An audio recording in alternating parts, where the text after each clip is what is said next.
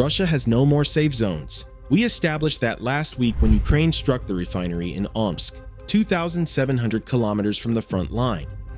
The deepest strike in the history of this war. But here is what most coverage missed. Omsk was not the end of something. It was the latest step in a campaign that started 2.5 years ago, and is still accelerating. Today we are going to map the entire arc of that campaign, where it started, why it took so long to produce results, what changed in 2026, what is coming next, and why the situation for Russia cannot realistically improve, it can only get worse. Welcome back. Let's start with a question that most people have not asked clearly enough. If Ukraine has been attacking Russian oil infrastructure since early 2024, why did the crisis only become visible in 2026? The answer has two parts, one military, one political. The military part, refineries are not fragile. Russia had substantial reserves of refined fuel built up over years. Hitting a refinery does not immediately cause a shortage, it begins a slow depletion of those reserves. The effect compounds over months, not days. The political part, the United States, under the Biden administration, restricted Ukraine's ability to strike Russian energy targets at scale. The reason was explicit.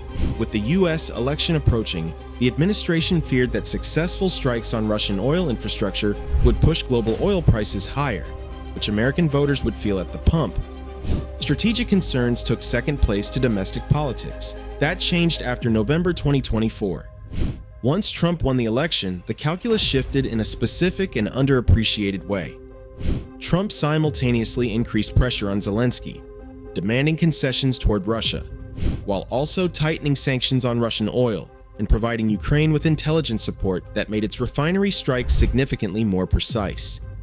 The result? The campaign that had been constrained for political reasons was suddenly running with better targeting data than ever before.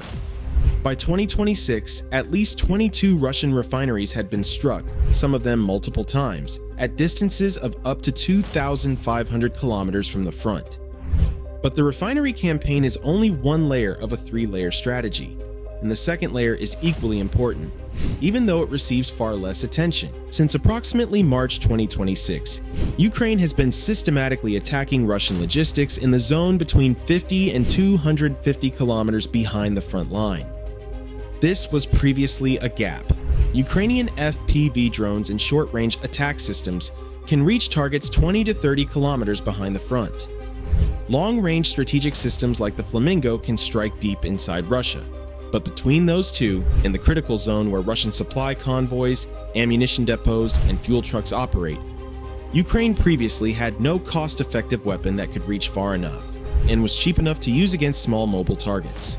That gap has now been closed. The Hornet drone, originally a shorter-range system, now adapted to carry a 4.5 kilogram payload over 150 or more kilometers, is currently conducting what amounts to a blockade of the Crimean land corridor. Russian military vehicles are being hunted across a zone that was previously considered relatively safe. Reports from Ukrainian frontline units confirm armored vehicles have disappeared from several sectors, not because they were destroyed in direct combat, but because there is no longer enough fuel to operate them at the front.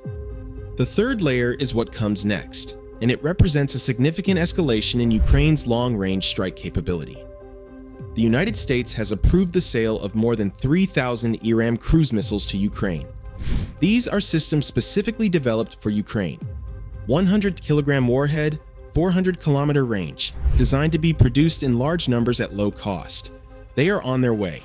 Britain is contributing through Project Breakstop, a cruise missile with a 225 kilogram warhead, minimum 500 kilometer range, minimum 600 kilometers per hour, at under 400,000 pounds per unit, with a required production rate of at least 20 per month, and both countries are cooperating on Project Nightfall, a ballistic missile, 200 kilogram warhead, minimum 500 kilometer range, approximately 800,000 pounds per unit, minimum 10 per month, and crucially, ballistic, meaning hypersonic on descent and significantly harder to intercept than any cruise missile currently in Ukraine's inventory. Add to this the FP-5 Flamingo, Ukraine's own domestically produced cruise missile with a 1,000 kilogram warhead and reportedly up to 3,000 kilometers of range, now in regular operational use. and Ukrainian-developed ballistic missiles expected to reach operational status within months, with ranges that exceed Moscow. Now, look at what all of this means for Russia's position, not just militarily, but economically. Russia has gone from being one of the world's largest exporters of refined fuel to an importer. It is currently buying emergency gasoline from Belarus, Kazakhstan, and India. Not because it lacks crude oil, it has enormous reserves, but because it cannot refine that crude into usable fuel fast enough to replace what the strikes have taken offline. The scale of that reversal is worth sitting with. Before 2024, Russia was one of the world's top exporters of gasoline and diesel, earning billions in hard currency every month from those sales. Today, those exports have been largely banned by the Russian government itself, because there is not enough refined fuel to supply the domestic market and export simultaneously.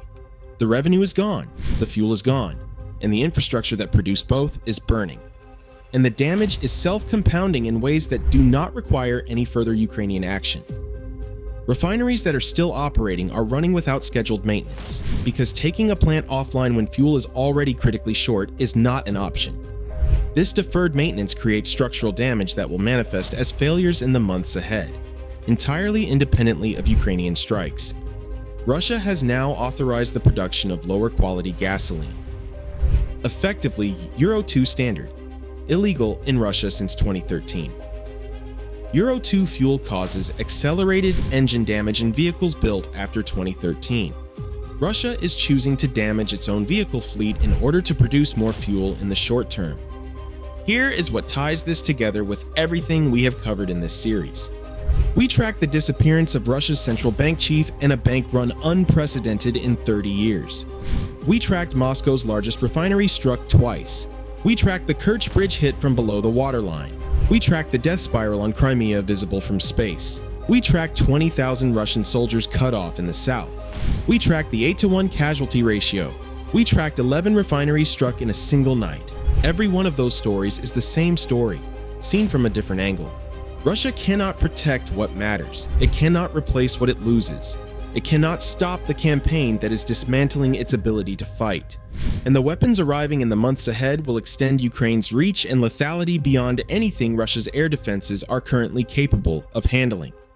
This is not a campaign that is peaking. It is a campaign that is still building. And if you want to understand how we got here, the full picture, the economic collapse, the front line, the Crimea siege, the casualties, the missing central bank chief, the bank run, the underwater drone, every piece of this story is covered in the series above. Each video is one angle on the same event. This one is the map that connects them all. Russia began this war believing its size and its resources would make it invulnerable. Too large to protect was supposed to be a strength. 2.5 years later, it is the decisive weakness.